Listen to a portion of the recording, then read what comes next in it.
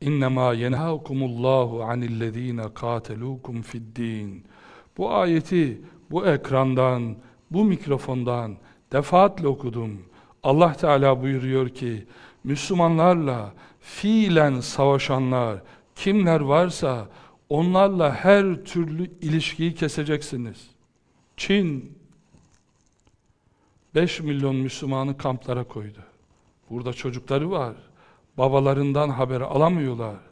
Annelerinin yanına kafirleri koydular. Böyle büyük bir zulüm var.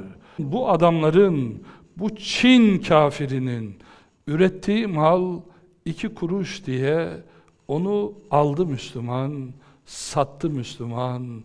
Şimdi onun üzerinden dünyaya büyük bir bela geldi. Allah Teala bize buyuruyor ki, saflarınızı birleştirin. وَاَعْتَصِمُوا بِحَبْلِ اللّٰهِ جَمِيعًا وَلَا تَفَرَّقُوا. Ayrılmayın, bölünmeyin, parçalanmayın. Siz mal üretin, kendi malınızı satın. Dünya pazarında piyasa arayın.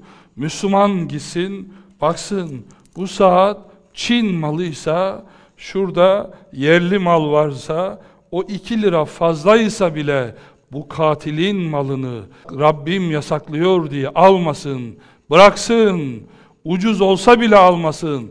Eğer aldıysanız buyuruyor Rabbim, şimdi istiğfar edin.